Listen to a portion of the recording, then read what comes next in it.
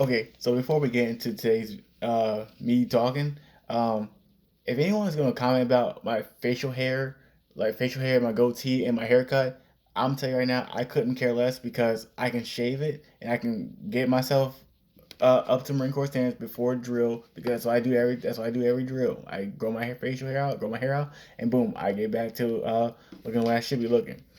But moving on is I just want to point out that these bigoted comments about women in the military or any kind of workforce it's getting to the point where it makes me sick and it's so ludicrous to see it because like one of our 13 that we've lost was recently photographed, like she was escorting civilians to the C-17, and we got a lot of comments down below talking about just these ludicrous bigoted comments about women in the workforce. Like, I don't know what it is with such ludicrous comments that whenever a woman's featured or they do something that's good, that's beneficial for themselves, or they get recognition for anything, that we got to see these bigoted comments, or we got to see or hear bigoted comments about, oh well, what did they do in order to get featured, or they want to talk, oh, Marine Corps standards or female standards and all that stuff.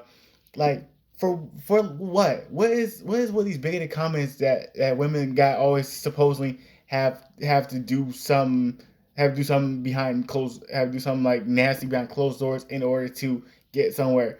Why we can't just acknowledge that they work hard? Because I'm gonna tell this to anyone, and I really wish that some people would hear this and know and apply it. A woman can do what a man can do, if not better. That's what we need to start doing. Like, instead of like trying to talk down on each other so we can get up, or trying to like crawl on top of one person, or try and crawl on top of the other person so we get to the top. How about we normalize the idea of we work together to get to the top?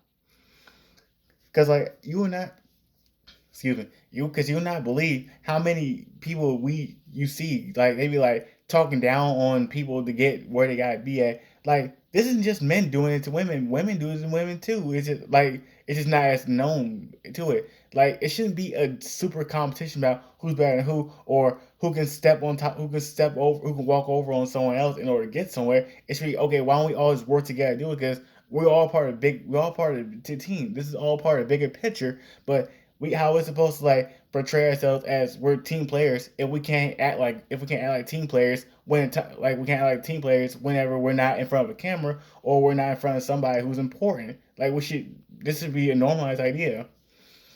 Like, only reason why I'm ranting right now is because one of the Marines who was killed, she was featured 3 days ago in a picture, and like I said, there was so much bigoted comments about sexual, like bigoted, like nasty, ludicrous comments about, oh, what she had to do to get here or there, or like from veterans, reservists, or active duty. But now she's dead, we got a lot of people talking about, oh well, I shouldn't have said that. Like, well, you shouldn't have said it. Period.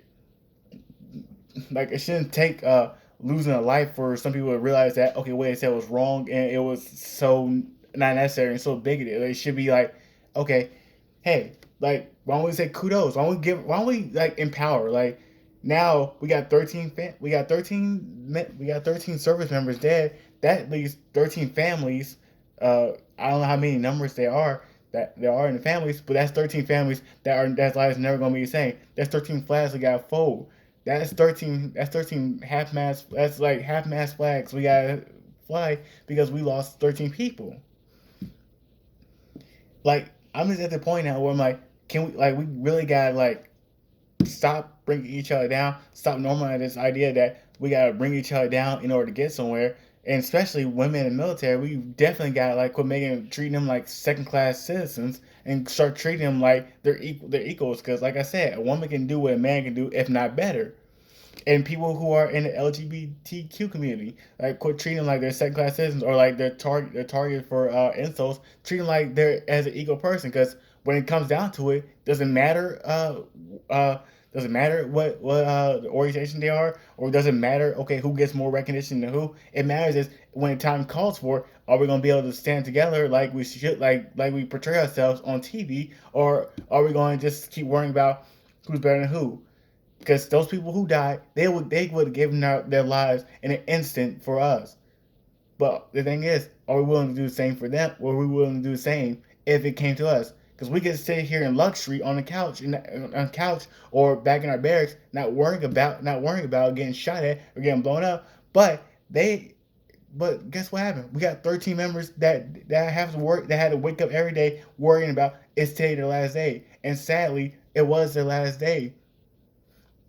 And like I said, it's time. It's time we start. It's time we. It's time to start working together again. Start normalizing being a team. Stop normalizing bringing each other down. Stop normalizing talking about shouting out. Oh, it's female standards, or stop sexualizing females whenever they get somewhere good. Stop with these bigoted comments. Stop with these stuff. It's time to start cleaning up these little things, and it's time to start working together.